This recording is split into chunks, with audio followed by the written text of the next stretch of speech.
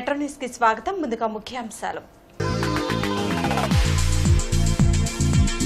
రాజధాని అమరావతి ప్రాంతంలో పర్యటించిన సీఎస్ నీరబ్ కుమార్ ప్రసాద్. ఆగిన నిర్మాణ పనుల పరిశీలన.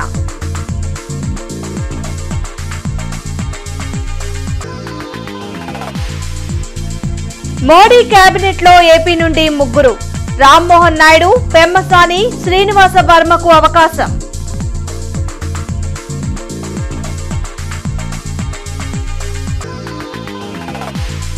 కేంద్ర మంత్రిగా పెమ్మసానికి ఛాన్స్ రావడంపై ఎమ్మెల్యే నసీర్ హర్షం వ్యక్తం. కూటమి భాగస్వామ్యంతో రాష్ట్రం అభివృద్ధి చెందుతుందని వెల్లడి. కేంద్ర కేబినెట్ ఖరారైంది. ఆదివారం తన నివాసంలో నరేంద్ర మోడీ కొత్త మంత్రులకు తేనీటి విందు ఇచ్చారు. ప్రధాని కార్యాలయం నుంచి ఆహ్వానం అందుకున్న 50 మంది ఎంపీలు ఈ కార్యక్రమానికి హాజరయ్యారు. రాజధాని అమరావతిలో ఆగిపోయిన నిర్మాణ పనులను రాష్ట్ర ప్రభుత్వ ప్రధాన కార్యదర్శి నీరబ్ కుమార్ ప్రసాద్ పరిశీలించారు. ఉద్దండరాయనిపాలెంలో ప్రధాని శంకుస్థాపన చేసిన ప్రాంతాన్ని, సిఆర్డీఏ కార్యాలయాన్ని, ప్రజాప్రతినిధుల నివాసాలు, అఖిల భారత సర్వీస్ అధికారుల క్వార్టర్స్, హైకోర్టు, ఇతర భవనాలను సీఎస్ నీరబ్ కుమార్ ప్రసాద్ పరిశీలించారు. సీఎంగా చంద్రబాబు ప్రమాణ స్వీకారం చేసేలోపు రాజధాని ప్రాంతంలో పరిశుభ్రత పనులు పూర్తి చేయాలని అధికారులను సీఎస్ ఆదేశించారు. సిఆర్డీఏ కమిషనర్ వివేక్ యాదవ్తో పాటు ఇతర అధికారులు ఉన్నారు.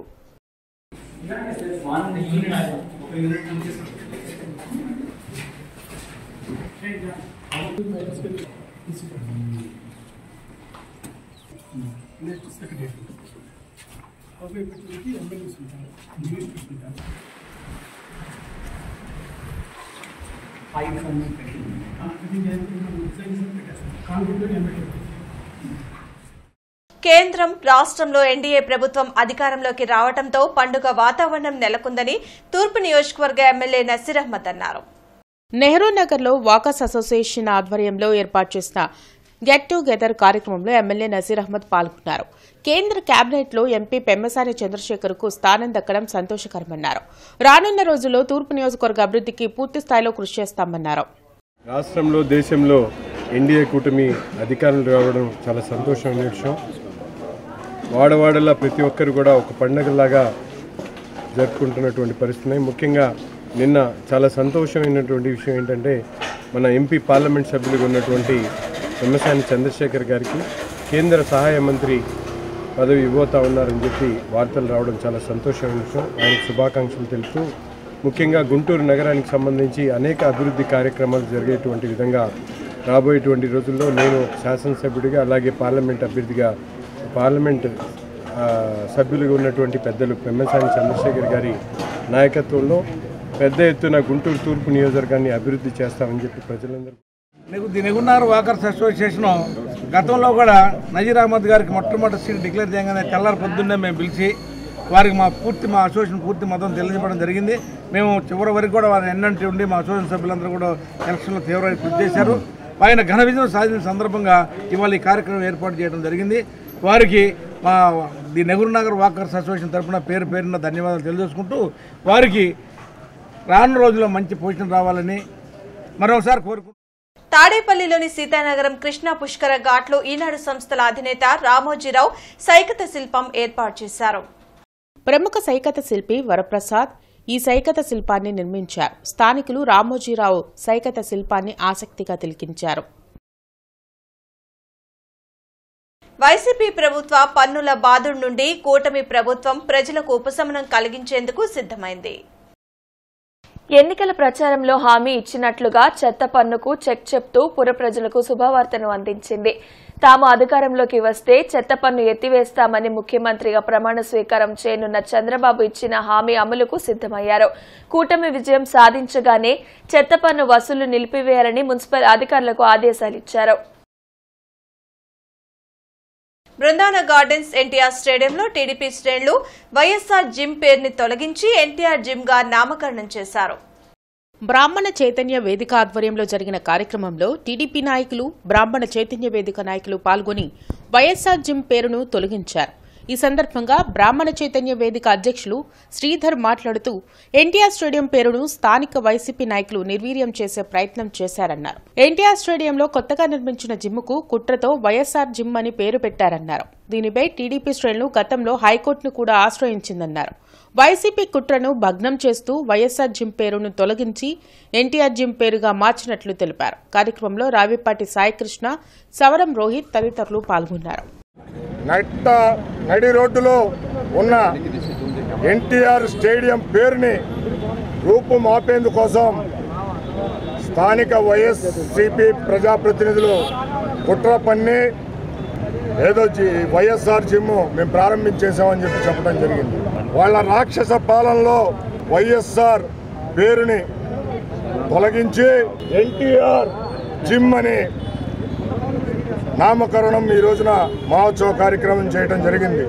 ఇప్పటికైనా మేము తెలియజేస్తున్నాం, ఎన్టీఆర్ గారి పేరు జోలికి ఎవరైనా వస్తే తాట తీసేస్తామని చెప్పి తెలియజేస్తున్నాం. ఈ జిమ్ అనేది ఎన్టీఆర్ స్టేడియం క్రీడా ప్రాంగణం ఉన్న దానికంటే వైఎస్ఆర్ పేరు పెడతారంట. ఏంటండి ఇది? అప్పుడే వెంటనే సామాజిక కార్యకర్తలు అలాగే పౌర సంఘాలందరూ ఏకమై గౌరవ న్యాయస్థానాన్ని ఆశ్రయించి అప్పుడు నిలుపుదల చేశారు. ఒక క్రీడా ప్రాంగణంలో ఒక మహోన్నత వ్యక్తిని గుర్తు చేసుకుంటూ పెట్టిన క్రీడా ప్రాంగణాన్ని అపహాస్యం చేస్తూ అధికార దురహంకారంతో జనం మిమ్మల్ని పరిపాలించమని మీకు 157 సీట్లు ఇస్తే ఆ రోజు ఈ విధంగా రంగులు వేసుకోవడానికి, పేర్లు మార్చుకోవడానికి శ్రీకారం చుట్టారు. నరసరావుపేటలో కోడెల శివప్రసాద్ క్రీడా ప్రాంగణం పేరు మార్చారు. తిరిగి నిన్న మళ్ళీ కోడెల శివప్రసాద్ క్రీడా ప్రాంగణం పెట్టుకున్నారు. దురహంకారాన్ని ఇంతే కొనసాగిస్తే శాశ్వతంగా 11 సీట్ల నుంచి మిమ్మల్ని 0కి పరిమితం చేస్తారని. జేఈఈ అడ్వాన్స్డ్ 2024 ఫలితాల్లో భాష్యం విద్యార్థులు తమ సత్తా చాటారు. సాయి యశ్వంత్ రెడ్డి జిష్ణు సాయి ఓపెన్ కేటగిరీలో 50వ ర్యాంక్, 62వ ర్యాంకును సాధించారని భాష్యం విద్యా సంస్థల చైర్మన్ భాష్యం రామకృష్ణ తెలిపారు. చంద్రమౌళి నగర్లోని భాష్యం క్యాంపస్లో ఆయన మీడియాతో మాట్లాడారు. 100 లోపు 12, 200 లోపు 20, 500 లోపు 51, 1000 లోపు 86 ర్యాంకులను తమ స్టూడెంట్స్ కైవసం చేసుకున్నారని తెలిపారు. ఉత్తమ ర్యాంకులను సాధించిన విద్యార్థులను ఆయన అభినందించారు. సాయి యశ్వంత్ రెడ్డి, జిష్ణు సాయిలకు 5 లక్షల నగదు బహుమతిని భాష్యం రామకృష్ణ అందించారు. సాయి యశ్వంత్ రెడ్డి ఓపెన్ కేటగిరీలో ఆల్ ఇండియా 50th ర్యాంక్ తెచ్చుకున్నాడు. ఓపెన్ కేటగిరీలో అదే డిఫరెంట్ కేటగిరీలో అయితే Sai Yashwanth Reddy all India 5th rank సాధించడం జరిగింది. అట్లాగే జిష్ణు సాయి ఓపెన్ కేటగిరీలో ఆల్ ఇండియా 62nd ర్యాంక్ తెచ్చుకోవడం జరిగింది. వీళ్ళిద్దరూ ఐఐటి బాంబేకి సెలెక్ట్ అవుతారు ఇద్దరు. అట్లాగే మిగతా అన్ని కేటగిరీస్ చూస్తే Sai Yashwanth Reddy 5th rank, Gautami 19th rank, Shreya 23rd rank, K Joshua Vivek 26th rank, G John 36th rank, M Arjun Kumar 37th rank, K Harshitha 43rd rank, K Chaitanya 52nd rank, P Shyam 61st rank, D Bharatchandra 86th rank. ఇవి 100 లోపు తెచ్చుకోవడం జరిగింది. మా క్యాంపస్లో మాకు పెట్టే ఎగ్జామ్స్, మేము రాసే ఎర్రర్స్, మాకు వేసే షెడ్యూల్స్ ఇవన్నీ మాకు చాలా హెల్ప్ అవుతున్నాయి. నేను ఎప్పుడైనా డిప్రెస్ అయినప్పుడు కానీ అన్ఈజీగా ఫీల్ అయినప్పుడు కానీ మా టీచర్స్ నన్ను గైడ్ చేసి నాకు కాన్ఫిడెన్స్ ఇచ్చేవాళ్ళు. ఈ సక్సెస్ సాధించడానికి నాకు హెల్ప్ చేసిన మా టీచర్స్కి, ఫ్యాకల్టీకి, మా పేరెంట్స్కి, మా ఫ్రెండ్స్కి నేను థ్యాంక్స్ చెప్పుకుంటాను. ఇంటర్మీడియట్ మొత్తం నేను భాష్యంలోనే చదివాను. ఇంటర్మీడియట్లో స్టార్టింగ్ నుంచి మాకు ఇచ్చిన క్లాసెస్, చెప్పిన క్లాసెస్ ఇంకా స్టడీ మెటీరియల్ కూడా మా ఫ్యాకల్టీ వాళ్ళే ప్రొవైడ్ చేసేవాళ్ళు. ఇంకా గైడెన్స్ కూడా ఇచ్చేవాళ్ళు.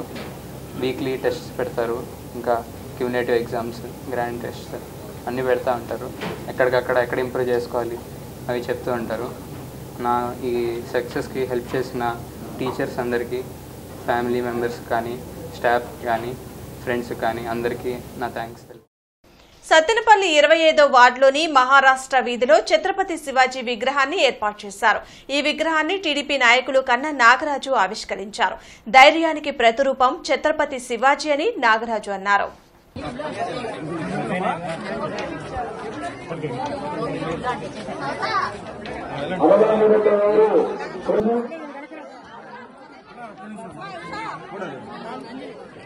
చారిత్రాత్మక విజయాన్ని అందుకొని పరిపాలనా పగ్గాలు చేపడుతున్న కూటమి నేతలకు వెంకటేశ్వర స్వామి ఆశీస్సులు మెండుగా ఉండాలని జనసేన జిల్లా అధికార ప్రతినిధి ఆళ్లహరి ఆకాంక్షించారు. రామాలయం టు గోవిందాలయం పాదయాత్రను ఆళ్లహరి నిర్వహించారు. సంపత్ నగర్ రామచంద్రాపురం నుంచి పాదయాత్రగా అనంతరం వెంకటేశ్వర స్వామి దేవస్థానం వరకు కూటమి నేతలు పాదయాత్ర చేశారు. రాష్ట్రంలో మోదీ గారి నాయకత్వంలో, అలాగే చంద్రబాబు నాయుడు గారి నాయకత్వంలో, పవన్ కళ్యాణ్ గారి నాయకత్వంలో కూటమి ప్రభుత్వం అధికారంలోకి రావాలని చెప్పేసి 21 డివిజన్కి సంబంధించినటువంటి కూటమి నేతలు ఆ రోజున ఒప్పుకోవడం జరిగింది. దేవస్థానం అలాగే సంపత్ నగర్ రామచంద్రపురంలోని శ్రీ సీతారామాంజనేయ దేవస్థానం నుంచి అనంతరంలోని శ్రీ వెంకటేశ్వర స్వామి గుడి వరకు కూడా పాదయాత్ర చేస్తామని చెప్పి ఆ రోజున మొక్కడం జరిగింది. అదేవిధంగా గుంటూరు పార్లమెంటు సభ్యులు నిమ్మసాని చంద్రశేఖర్ గారు, అలాగే గుంటూరు పశ్చిమ నియోజకవర్గ కూటమి అభ్యర్థి గల్లా మాధవ్ గారు భారీ మెజారిటీతో గెలవాలని చెప్పేసి మొక్కున్న సందర్భంలో ఈ రోజున ఆ దేవదేవుడు ఆశీస్సులతో రాష్ట్రంలోనే అత్యధిక మెజారిటీలుగా ఒకవైపు నిమ్మసాని చంద్రశేఖర్ గారు, మరోవైపు గల్లా మాధవ్ గారు అత్యధిక మెజారిటీతో గెలిచారు. కాబట్టి ఈ రోజున గుంటూరు నుంచి అనంత వారు కూడా జనసేన, తెలుగుదేశం, బీజేపీ పార్టీ నాయకులు పాదయాత్ర. అరండల్పేటలోని అవగాహన కార్యాలయంలో ఆరోగ్య సభ జరిగింది.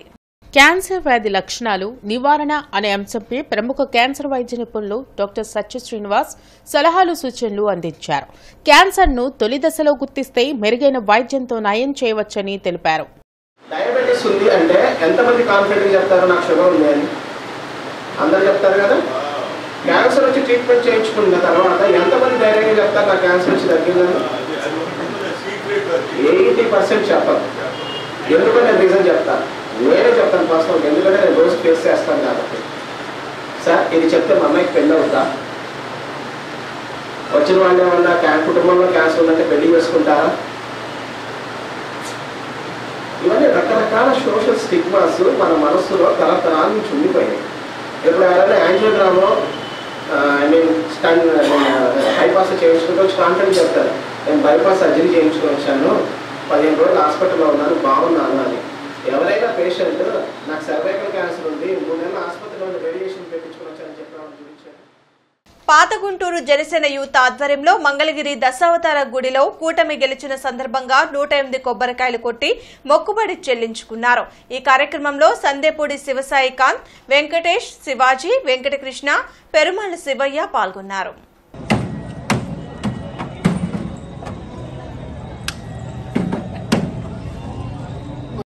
ఓటు వేసి గెలిపించిన ప్రతి ఒక్కరికి ధన్యవాదం. ఈరోజు మంగళగిరి దగ్గర ఉన్న దశావతారం గుడిలో మా సోదరుడు శివాజీ 108 కొబ్బరికాయలు కూటమి గెలిస్తే కొడతానని మొక్కుకున్నాడు. కాబట్టి ఈరోజు ఆ మొక్కు చెల్లించడానికి వచ్చాము. ప్రతి ఒక్కరికి పేరు పేరున ధన్యవాదాలు. ఈ సాటి మా సోదరుడు జన సైనికుడు మా పవన్ కళ్యాణ్ గారు 121కి 21 గెలిచిన సందర్భంగా మా ఆనందాన్ని వ్యక్తపరుస్తూ భగవంతుడిని మనం అందరం కోరుకునేదంటే శ్రీ పవన్ కళ్యాణ్ గారికి ఆశీస్సులు ఎప్పుడు ఎప్పుడు ఉండాలని, ఇదే ఈ రాష్ట్ర అభివృద్ధి కోసం తొలి విజయం అని నేటి ఆధునిక వైద్య రంగంలో అనేక శారీరక రుగ్మతలకు ఫిజియోథెరపీ వైద్య విధానం ఎంతో ఉపశమనం కలిగిస్తుందని ప్రముఖ physiotherapist, NRI physiotherapy college principal doctor B Rajesh అన్నారు. స్థానిక 2/1 బ్రాడీపేటలోని ఎస్హెచ్ఓ సమావేశ మందిరంలో SHO hypertension and diabetic club, మానవతా స్వచ్ఛంద సేవా సంస్థ సంయుక్తంగా నెల 2వ ఆదివారం నిర్వహించే స్పెషలిస్టుల ఉచిత వైద్య శిబిరంలో డాక్టర్ రాజేష్ ముఖ్య అతిథిగా పాల్గొని ప్రసంగించారు. కార్యక్రమానికి సర్వీస్ హెల్త్ ఆర్గనైజేషన్ వ్యవస్థాపకులు, అధ్యక్షులు డాక్టర్ టి సేవాకుమార్ సారథ్యం వహించారు. కార్యక్రమంలో ఎస్హెచ్ఓ మేనేజర్ పి నిర్మలారాణి, మానవతా స్వచ్ఛంద సేవా సంస్థ చైర్మన్ పావులూరి రమేష్, కార్యదర్శి వి సుబ్రహ్మణ్యం, సభ్యులు గురువారెడ్డి, మేకల రామారావు తదితరులు పాల్గొన్నారు. అప్పుడు ఫిజియోథెరపీకి వస్తున్నారు. నీ రీప్లేస్మెంట్ చేసుకున్న తర్వాత 3-4 months తర్వాత ఫిజియోథెరపీ రావడం జరుగుతుంది. అప్పటికి అంతా అయిపోతుంది, జాయింట్ స్టిఫ్ అయిపోతుంది. నా అడ్వైస్ ఏంటంటే రీప్లేస్మెంట్, ఏసిఎల్ ఇంజరీస్, కొన్ని టైప్ ఆఫ్ సర్జరీస్ చేసిన తర్వాత చేసుకున్న ఆ నెక్స్ట్ రోజు నుంచి ఫిజియోథెరపీ చేసుకోవడం అనేది కంపల్సరీ. 100% ఫిజియోథెరపీ చేసుకుంటేనే 100% రికవరీ ఉంటుందండి. ఫిజియోథెరపీ చేసేది పెయిన్ లేకుండా ఉండటానికి. ఫిజియోథెరపీ వల్ల ఎటువంటి నొప్పి పెరగడం కానీ నొప్పి రావడం కానీ జరగదు. ఇంకొకటి ఏంటంటే ఫిజియోథెరపీ ఎన్ని రోజులు చేయించుకోవాల్సి వస్తుంది, ఎక్సర్సైజ్ అనేది లేకపోతే మెషిన్స్ ట్రీట్మెంట్ అనేది ఎన్ని రోజులు చేసుకోవాల్సి వస్తుంది అనేది ఒక పెద్ద ప్రశ్న. నేను ఎక్కడికి వెళ్ళినా కూడా అడుగుతూ ఉంటారు చాలా మంది. ఒక్కొక్క కండిషన్కి అంటే ఇప్పుడు ఒక పెరాలసిస్ వచ్చింది, నిన్నే హాస్పిటల్ నుంచి రిలీజ్ అయ్యారు. వార్తలు ముగించే ముందు ముఖ్యాంశాలు మరోసారి. రాజధాని అమరావతి ప్రాంతంలో పర్యటించిన సీఎస్ నీరబ్ కుమార్ ప్రసాద్. ఆగిన నిర్మాణ పనుల పరిశీలన.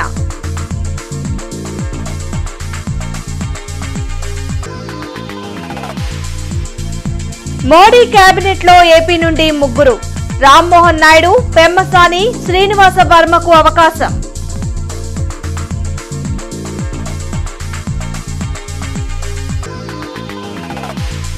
కేంద్ర మంత్రిగా పెమ్మసానికి ఛాన్స్ రావడంపై ఎమ్మెల్యే నసీర్ హర్షం వ్యక్తం. కూటమి భాగస్వామ్యంతో రాష్ట్రం అభివృద్ధి చెందుతుందని వెల్లడి. ఈ వార్తలు ఇంతటితో సమాప్తం. నమస్కారం.